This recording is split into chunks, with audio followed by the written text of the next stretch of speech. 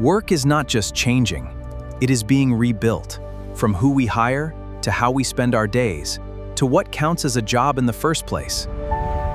By 2026, hybrid work has shifted from experiment to design. Companies are not asking whether people should mix office and remote. They're deciding how many days and what tools make the blend actually work. The tech story of work is less about gadgets and more about scale. AI is becoming a partner built into workflows. You see the impact most clearly at the entry level. Global research shows a decline in jobs in AI-exposed fields, even as new roles appear where AI augments rather than replaces people. The future junior employee is less task executor and more digital supervisor.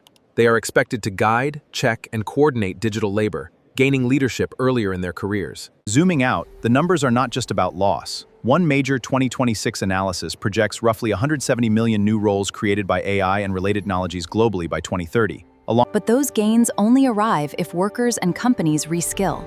That is why global initiatives are pledging to help millions of people learn AI, data, and digital collaboration, and why as AI takes more of the routine, the human parts of work rise in value, judgment, and the ability to design and steer complex systems, not just operate within them. So the future of work is not simply humans versus machines.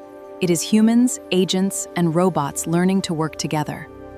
The question is, in that future, what will you choose to be responsible for? Thanks for watching. Subscribe to the AI Code for more hidden origins, future stories, and AI-powered history.